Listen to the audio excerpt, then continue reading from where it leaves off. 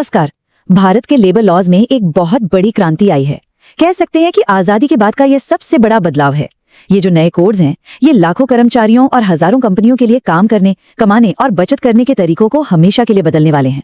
तो सवाल ये उठता है कि आखिर इस इतने बड़े बदलाव की जरूरत पड़ी ही क्यों? दशकों से जो सिस्टम चला आ रहा था, उसे जड़ से बदलने के पीछे की असल वजह क्या थी? चलिए इस ग्रेट रीसेट की परतों को एक एक करके खोलते हैं। देखिए, पुरानी जो व्यवस्था थी ना, वो कानूनों के एक उलझे हुए जाल की तरह थी। जरा सोचिए, सिर्फ सोशल सिक्योरिटी के लिए 9 अलग अलग कानून थे।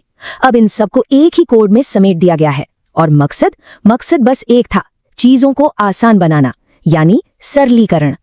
आज हम 5 खास पहलुओं को समझेंगे। सबसे पहले ये जानेंगे कि इस महान श्रम रीसेट का मतलब क्या है। फिर देखेंगे कि इसका तनख्वाह और बिजनेस पर क्या असर होगा।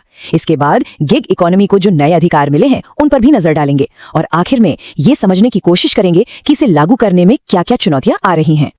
तो चलिए पहले हिस्से से शुरू करते हैं। महान श्रम रीसेट। पुरानी व्यवस्था को अक्सर रेगुलेटरी कोलेस्ट्रॉल भी कहा जाता था। मतलब एक ऐसा सिस्टम जो पुराने, एक दूसरे पर चढ़े हुए और इतने पेचीदा कानूनों से जाम हो गया था कि वो तरक्की के रास्ते में ही रुकावट बन गया था। इन नए कोड्स का मकसद इसी रुकावट को दूर करना है। और ये सरलीकरण कितना बड़ा है, इसका असली अंदाजा तो आंकड़ों से लगता है। सोचकर देखिए, पहले जहां 8 से ज्यादा अलग अलग रजिस्ट्रेशंस करवाने पड़ते थे, अब सिर्फ एक ही करवाना होगा। 31 तरह के रिटर्न भरने की जगह अब सिर्फ एक इलेक्ट्रॉनिक रिटर्न, और 84 अलग अलग कागजी रजिस्टरों की जगह अब बस 8 डिजिटल रजिस्टर। ये व्यापार करने के तरीके में एक बहुत ही जबरदस्त बदलाव है। अब आते हैं दूसरे हिस्से पर, जो सीधे सीधे हम सबकी जेब से जुड़ा है।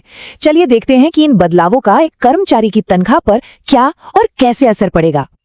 देखिए, इसमें सबसे बड़ा बदलाव है 50% का नियम। ये नियम वेतन या वेजेस की परिभाषा को सबके लिए एक जैसा बनाता है। आसान शब्दों में कहें तो अब किसी भी कर्मचारी के जो अलाउंस हैं, वो उनकी टोटल सैलरी के 50% से ज्यादा नहीं हो सकते, और अगर होते हैं तो जो भी एक्स्ट्रा अमाउंट है उसे बेसिक सैलरी में जोड़ दिया जाएगा। इसी बढ़ी हुई सैलरी पर फिर प्रोविडेंट फंड और ग्रेच्युटी कैलकुलेट होगी। तो यहाँ एक तरह का ट्रेड ऑफ है। एक तरफ भविष्य ज्यादा सुरक्षित होगा क्योंकि रिटायरमेंट की बचत बढ़ेगी, पीएफ और ग्रेच्युटी में ज्यादा पैसा जमा होगा। लेकिन इसका दूसरा पहलू यह है कि हर महीने जो टेक होम सैलरी है, जो इन हैंड कैश मिलता है, वो शायद थोड़ा कम हो जाए। और हाँ, कर्मचारियों के लिए एक और बहुत बड़ी राहत की बात है। अब अगर कोई नौकरी छोड़ता है तो कंपनी को उसका सारा हिसाब किताब, सारा बकाया पैसा सिर्फ 2 दिनों के अंदर देना होगा। ये एक बहुत बड़ा सुधार है, क्योंकि पहले इसमें 45 से 60 दिन तक लग जाते थे। ये कर्मचारियों को एक फाइनेंशियल सिक्योरिटी देता है। चलिए अब सिक्के का दूसरा पहलू देखते हैं, यानी कंपनियों के नजरिए से। ये तीसरा हिस्सा है व्यापार के लिए बनी नई नियम पुस्तिका के बारे में, जिसमें फ्लेक्सिबिलिटी और नई जिम्मेदारियों के बीच एक बैलेंस बनाने की कोशिश की गई है। इन सुधारों का एक बहुत बड़ा मकसद था औद्योगिक बौनेपन, यानी इंडस्ट्रियल ड्वार्फिज्म की समस्या को सुलझाना। ये एक ऐसी स्थिति थी जहां कंपनियां जानबूझकर छोटी बनी रहती थी ताकि वो सख्त लेबर लॉज के दायरे में न आएं, और इससे देश के औद्योगिक विकास पर बुरा असर पड़ रहा था। तो इसका समाधान क्या निकाला गया? अब 300 कर्मचारियों तक वाली कंपनियों को छटनी या कंपनी बंद करने के लिए सरकार से इजाजत लेने की जरूरत नहीं होगी। पहले ये लिमिट सिर्फ 100 कर्मचारियों की थी। इससे खासकर मिड साइज कंपनियों को बढ़ने और मार्केट की जरूरतों के हिसाब से फैसले लेने में ज्यादा आजादी मिलेगी। कानून लागू करने के तरीके में भी एक बहुत बड़ा बदलाव आया है। अब वो इंस्पेक्टर राज का दौर खत्म हो गया है। लेबर इंस्पेक्टर की जगह अब इंस्पेक्टर कम फैसिलिटेटर होंगे। मतलब उनका काम सजा देना नहीं, बल्कि कंपनियों को नियमों का पालन करने में मदद करना होगा, उन्हें गाइड करना होगा। और इस पूरे सिस्टम को डिजिटल बना दिया गया है। सब कुछ श्रम सुविधा पोर्टल के जरिए ऑनलाइन होगा। इंस्पेक्शन भी वेब बेस्ड और रैंडम होंगे, जिससे पारदर्शिता बढ़ेगी और मनमानी कम होगी। अब आते हैं चौथे और शायद सबसे क्रांतिकारी बदलाव पर, गिग इकोनॉमी के लिए अधिकार। ये उन लाखों वर्कर्स के लिए एक नया अध्याय है जो अब तक किसी भी कानूनी दायरे से बाहर थे। ये वाकई एक ऐतिहासिक पल है। भारत के इतिहास में पहली बार गिग वर्कर्स और प्लेटफॉर्म वर्कर्स, जैसे कि डिलीवरी पार्टनर्स या कैब ड्राइवर्स, को कानूनी तौर पर मान्यता दी गई है, उन्हें एक पहचान दी गई है। तो सवाल है कि उन्हें सोशल सिक्योरिटी मिलेगी कैसे? इसके लिए एक बहुत ही नया मॉडल बनाया गया है। जो डिजिटल प्लेटफॉर्म्स है, जिन्हें एग्रीगेटर कहा जाता है, वो अपने सालाना टर्नओवर का 1 से 2% एक सोशल सिक्योरिटी फंड में डालेंगे, और इसी फंड से इन वर्कर्स को स्वास्थ्य, विकलांगता बीमा जैसे फायदे मिलेंगे, जो उन्हें एक बहुत जरूरी सुरक्षा कवच देगा। और अब आखिर में बात करते हैं 5वें हिस्से की, जो इन सभी सुधारों को जमीनी हकीकत में बदलने की पेचीदगियों से जुड़ा है। क्योंकि भारत का जो संघीय ढांचा है, उसके कारण इसे लागू करना उतना सीधा नहीं है। इसकी सबसे बड़ी वजह यह है कि हमारे संविधान में श्रम यानी लेबर एक समवर्ती सूची यानी कंकरेंट लिस्ट का विषय है। इसका मतलब यह हुआ कि केंद्र सरकार के कानून बनाने के बाद भी हर राज्य को अपने अपने हिसाब से नियम बनाकर उन्हें लागू करना होगा। और यहीं से कई चुनौतियां पैदा होती हैं। कुछ राज्य तेजी से नियम बना रहे हैं तो कुछ की रफ्तार धीमी है। इससे एक मल्टी स्पीड माहौल बन रहा है। राज्यों के नियमों में भी फर्क हो सकता है, जैसा कि तमिलनाडु और कर्नाटक में देखने को मिला। इससे उन कंपनियों के लिए मुश्किलें बढ़ जाती हैं जो पूरे देश में काम करती हैं। और यही इन कोड्स की सबसे बड़ी चुनौती भी है और इनकी कामयाबी की चाबी भी। असली सफलता तभी मिलेगी जब केंद्र और राज्यों के नियम एक दूसरे के साथ तालमेल में काम करेंगे, ताकि सच में एक single unified national labour market बन सके। तो अंत में सवाल यही बचता है, क्या ये नए कोड बिजनेस की फ्लेक्सिबिलिटी और वर्कर्स की सिक्योरिटी के बीच वो सही संतुलन बना पाएंगे जिसकी देश को जरूरत है? इस ऐतिहासिक रीसेट का भारत के भविष्य पर क्या असर होगा, ये तो आने वाला वक्त ही बताएगा। इस विश्लेषण में शामिल होने के लिए धन्यवाद।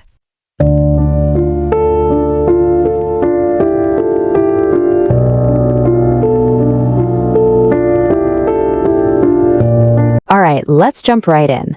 What we're talking about here is a massive, once-in-a-generation reset of India's entire system of employment rules.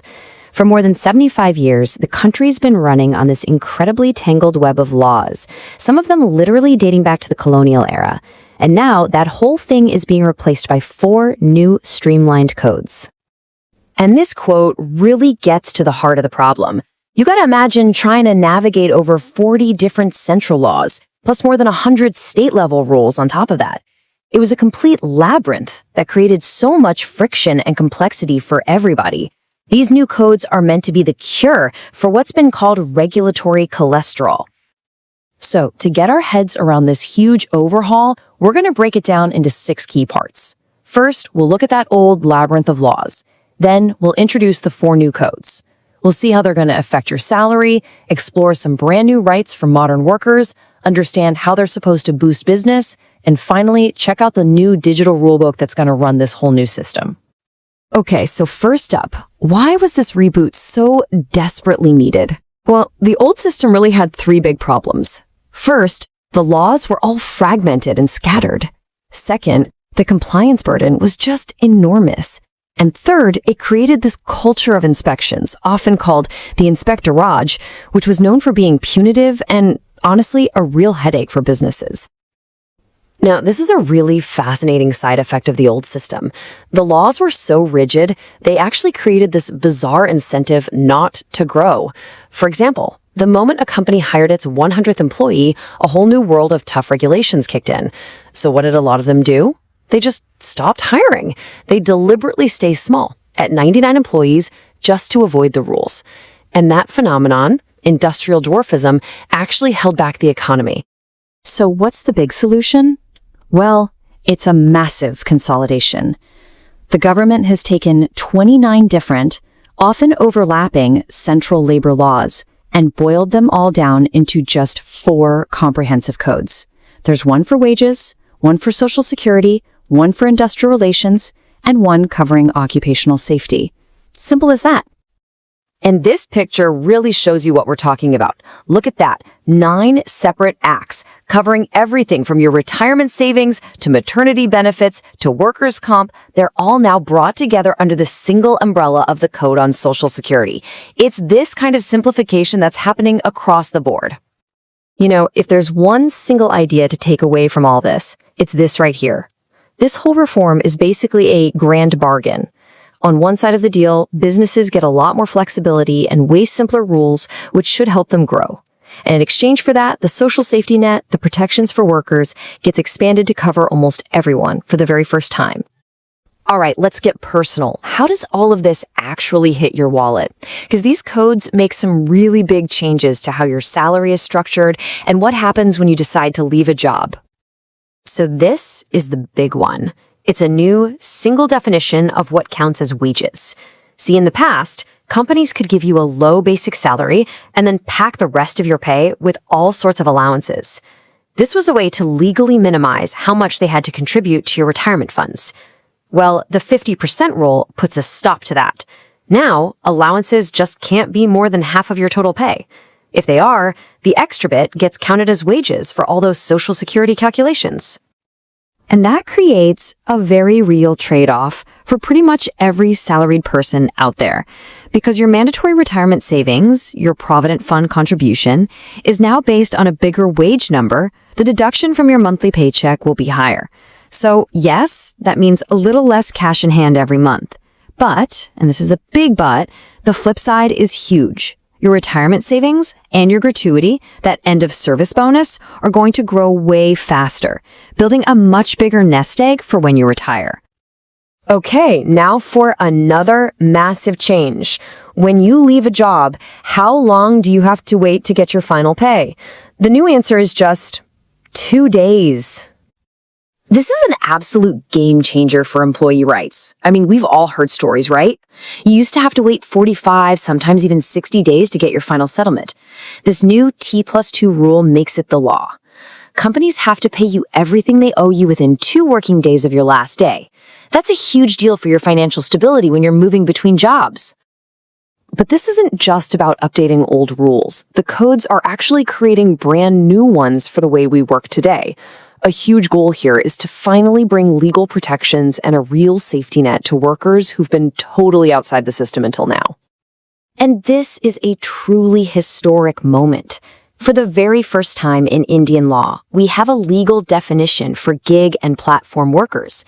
We're talking about your ride-hailing drivers, your food delivery folks, and to protect them, a special social security fund is being set up. The platforms, which are called aggregators, will have to chip in 1 to 2% of their annual turnover to this fund. It's a massive step towards giving millions of people in the new economy access to a safety net. Here's another game changer, this time for anyone on a fixed-term contract. It used to be you needed 5 straight years of service to get a gratuity payment. Well, not anymore. Now, even if you're on a contract, you're eligible for a pro-rata gratuity after just 1 year. This makes sure that people on shorter, project-based jobs still get rewarded for their work. Okay, let's flip the coin and look at this grand bargain from the business side. A huge part of this reform is about making it way, way easier to do business. The idea is that by cutting through all the red tape, you unlock growth and encourage more businesses to become part of the formal economy. And this slide really puts the simplification into perspective. I mean, just look at these numbers. The number of physical logbooks a company had to keep, slashed from 84 down to just 8. The number of forms they had to file, from 31 down to a single one online. Instead of multiple registrations, it's just one. It's a night and day difference in the administrative load. And here it is, the direct cure for that industrial dwarfism we talked about. That old rule that made it really hard to make workforce changes once you hit 100 employees, that threshold has now been raised to 300. This gives those mid-sized companies the breathing room and the flexibility to actually grow and scale without hitting that hard regulatory wall. And finally, let's talk about enforcement. This is probably the biggest philosophical shift in the whole reform. We're moving away from that old, feared Inspector Raj and towards a whole new system that's transparent, helpful, and driven by technology. You can really see the change in mindset here. The old labor inspector is being replaced by a new role, the inspector cum facilitator. It sounds like a mouthful, but the idea is simple. Their job is no longer just to catch you doing something wrong, it's to actually advise you and help you get into compliance. The goal is to facilitate, not just punish. And the engine running all of this is a new digital backbone. There's now one single online portal for everything.